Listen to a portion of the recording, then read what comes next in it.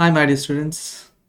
So ഈ ഒരു term നിങ്ങൾ കണ്ടിട്ടുണ്ടാവും അല്ലേ, പെർപ്പച്വിറ്റി എന്ന് പറഞ്ഞിട്ട് അല്ലേ. സോ പെർപ്പച്വിറ്റി എന്ന് പറയുന്ന ടോപ്പിക്ക് നമ്മൾ സി എ ഫൗണ്ടേഷൻ ലെവലിൽ കേട്ടിട്ടുണ്ടല്ലേ. ടൈം വാല്യൂ ഓഫ് മണി പഠിപ്പിക്കുന്ന സമയത്ത് പറഞ്ഞതാണ് പെർപ്പച്വിറ്റി എന്നുള്ള ടേം എന്താണെന്നുള്ളത് അല്ലേ. സോ നമ്മൾ same amount same interval of ടൈമിൽ വീണ്ടും വീണ്ടും ഡെപ്പോസിറ്റ് ചെയ്തു പോകുന്നതിനെയാണ് എന്ത് പറയുക, പെർപ്പച്വിറ്റി എന്ന് പറയുക അല്ലേ. സോ അതേപോലെ ആനുറ്റി എന്നുള്ളത് നമ്മൾ പറഞ്ഞിട്ടുണ്ടായിരുന്നു. എന്താണ് ആനുറ്റി? സോ ആനുറ്റി എന്ന് പറഞ്ഞു കഴിഞ്ഞാൽ നമ്മൾ ഒരു പർട്ടിക്കുലർ എമൗണ്ട് എന്ത് ചെയ്യാണ്, ഒരു നിശ്ചിത ഇയറിലോട്ട് ഇടാണ്. ക്ലിയർ അല്ലേ? സോ ഇതെന്താണെന്ന് വെച്ചാൽ ഇൻഫിനിറ്റ് ഇയേഴ്സിലോട്ട് നമ്മൾ റിപ്പീറ്റ് ചെയ്തുകൊണ്ടേ പോവാണ്. പക്ഷേ ആനുറ്റി എന്ന് പറയുമ്പോൾ ചിലപ്പോൾ ഒരു 10 വർഷമോ 11 വർഷമോ അങ്ങനെ എന്തെങ്കിലും ഒരു number of years, limited number of ഇയേഴ്സിലോട്ട് വരിക. ക്ലിയർ?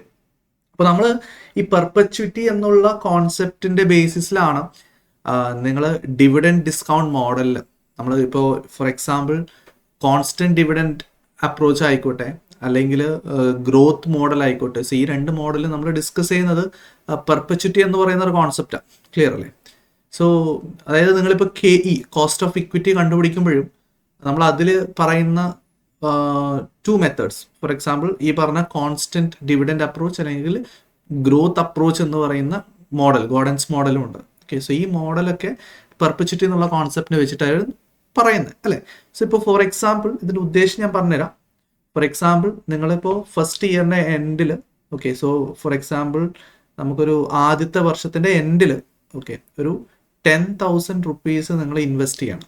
ഓക്കെ, സോ അങ്ങനെ നിങ്ങൾ ഫസ്റ്റ് ഇയറിൽ 10,000 ഇൻവെസ്റ്റ് ചെയ്തു, സെക്കൻഡ് ഇയറിൽ 10,000 ഇൻവെസ്റ്റ് ചെയ്തു. ഓക്കെ അല്ലേ? യെസ്.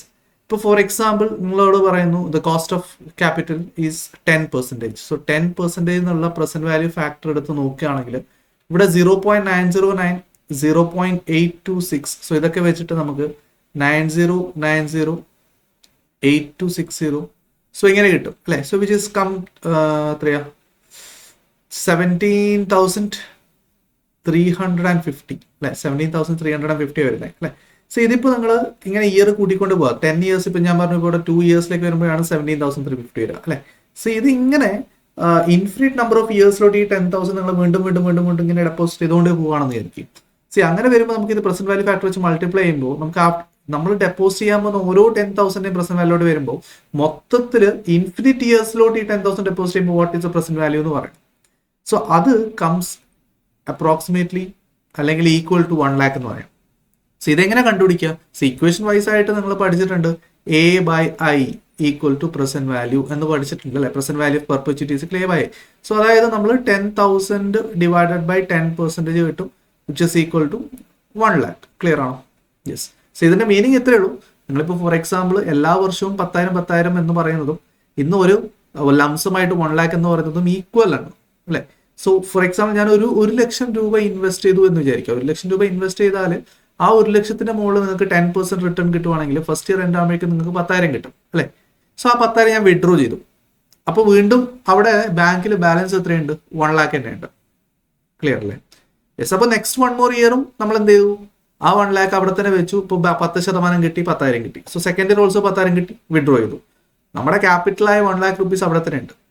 സോ ഇങ്ങനെ നമ്മൾ ഇന്ന് 1 lakh റുപ്പീസ് ഇൻവെസ്റ്റ് ചെയ്താൽ എനിക്ക് എല്ലാ വർഷവും എന്ത് ചെയ്യാൻ പറ്റും? യെസ്, 10,000 വെച്ചിട്ട് വിഡ്രോ ചെയ്യാൻ പറ്റും. സോ ഇത് രണ്ടും ഇക്വാലന്റ് ആണെന്ന് പറഞ്ഞാൽ പറയുന്നത് അല്ലേ. സോ അതിന്റെ ബേസിസിലാണ് നമ്മൾ A/I is equal to 1 lakh എന്ന് പറയുന്നത്. So which is equal to 1 lakh. Clear ആണോ? യെസ്. ഇതേപോലെ ഗ്രോത്ത് ഉള്ള കേസ് നമ്മൾ പറഞ്ഞിട്ടുണ്ട്.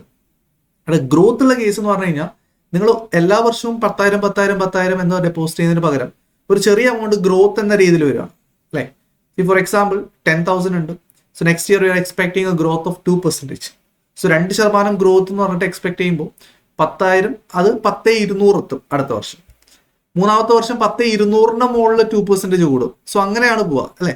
സോ ആ കേസിൽ പ്രസന്റ് വാല്യൂ കണ്ടുപിടിക്കണമെങ്കിൽ നമുക്കുള്ള ഇക്വേഷൻ എന്താ? A/I മൈനസ് G എന്ന് പറഞ്ഞിട്ടാണ് നമ്മൾ ചെയ്യുക പ്രസന്റ് വാല്യൂ. ക്ലിയർ ആണോ? യെസ്. സോ ഈ രണ്ട് ഇക്വേഷൻ, ഞാനിപ്പോൾ പറഞ്ഞ രണ്ട് ഇക്വേഷന്റെ ബേസിസിലാണ് നമ്മൾ കോസ്റ്റ് ഓഫ് ക്യാപിറ്റലിൽ K കണ്ടുപിടിക്കുമ്പോഴും അല്ലെങ്കിൽ ഡിവിഡൻഡ് ഡിസ്കൗണ്ട് മോഡലിൽ പ്രൈസ് കണ്ടുപിടിക്കുമ്പോൾ യൂസ് ചെയ്യുന്നത്. So A/I is equal to present value എന്നും A/I മൈനസ് G എന്നുള്ളത് പ്രസന്റ് വാല്യൂ എന്ന് നമ്മൾ പറഞ്ഞു അല്ലേ. സോ ഗ്രോത്ത് ഇല്ലാത്ത കേസിൽ നമുക്ക് എല്ലാ വർഷവും കോൺസ്റ്റന്റ് ആയിട്ട് വരുന്ന എമൗണ്ട് ആണല്ലോ ഇപ്പോൾ ഫോർ എക്സാമ്പിൾ ഒരു ഷെയറിൽ നിങ്ങൾ ഇൻവെസ്റ്റ് ചെയ്തു. First year you are getting A dividend D. So constant ആയിട്ട് നിങ്ങൾക്ക് അതേ ഡിവിഡൻഡ് തന്നെ കിട്ടിക്കൊണ്ടേ പോവാണ്. സോ ശരിക്കും പറഞ്ഞു കഴിഞ്ഞാൽ എപ്പോഴും കിട്ടുന്നത് എന്താ? P. Your expectation is K E അല്ലെ. സോ ഒരു ഇക്വിറ്റി ഷെയർ ഹോൾഡറിന്റെ എക്സ്പെക്ടേഷൻ ആണ് K E. So which comes to the present value of that. ആ ഷെയറിന്റെ പ്രസന്റ് വാല്യൂ ഇത്രയാണെന്ന് നമുക്ക് മനസ്സിലായി അല്ലെ. സോ ഷെയറിന്റെ പ്രസന്റ് വാല്യൂ ഇത്രയാണെന്ന് പറയുമ്പോൾ ആ ഇൻവെസ്റ്ററിന്റെ പോയിന്റ് ഓഫ് വ്യൂവിൽ ആ ഷെയറിന് അവർ കൽപ്പിക്കുന്ന വാല്യൂ എത്രയാണ്? അതായത് ഭാവിയിൽ കിട്ടാൻ പോകുന്ന ക്യാഷ് ഫ്ലോസിന്റെ ഇന്നത്തെ വാല്യൂ അല്ലെ. ഭാവിയിൽ എന്ത് ക്യാഷ് ഫ്ലോസാണ് കിട്ടാം? ഡിവിഡൻഡ്. സോ ഭാവിയിൽ കിട്ടാൻ പോകുന്ന എല്ലാ ഡിവിഡൻഡിന്റെയും പ്രസന്റ് വാല്യൂ എന്റെ എക്സ്പെക്ടേഷൻ അനുസരിച്ചിട്ട് എത്രയാണെന്നുള്ളത് ഇവിടെ പറയുന്നത്. സി എന്റെ എക്സ്പെക്ടേഷൻ വേറെ ആയിരിക്കും, നിങ്ങളുടെ എക്സ്പെക്ടേഷൻ വേറെ ആയിരിക്കും. സോ ഓരോ ആൾക്കാരുടെ എക്സ്പെക്ടേഷൻ വേറെ ആയിരിക്കും.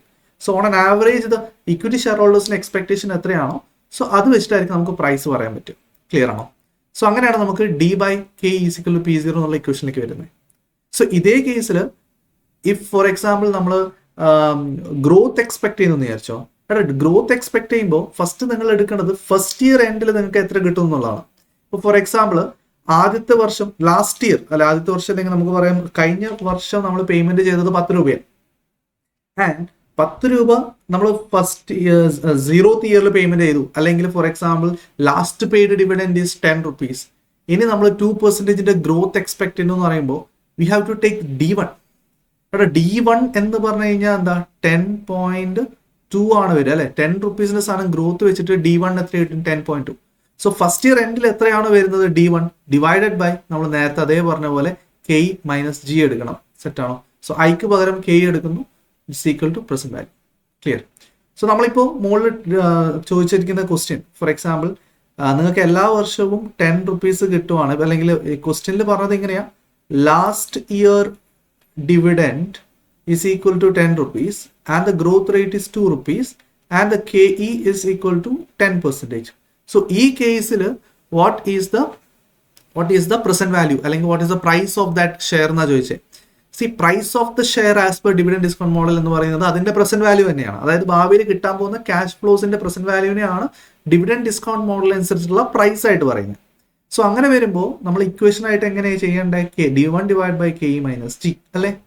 സോ അതിന് നിങ്ങൾ D1 കണ്ടുപിടിക്കാം. എടാ last paid dividend last year dividend is 10 rupees. That means D0 is equal to 10. അങ്ങനെയാണെങ്കിൽ D1 എന്തായിരിക്കും? യെസ് ഇറ്റ് വിൽ ബി 10.2 അല്ലെ. 2% കൂട്ടിയിട്ടായിരിക്കുമല്ലോ D1 വരിക. D1 എന്ന് പറഞ്ഞാൽ ഫസ്റ്റ് ഇയർ എൻഡിലുള്ള ഡിവിഡൻഡ് അല്ലേ? കറക്റ്റ്. സോ ഫസ്റ്റ് ഇയർ എൻഡിലുള്ള ഡിവിഡൻഡ്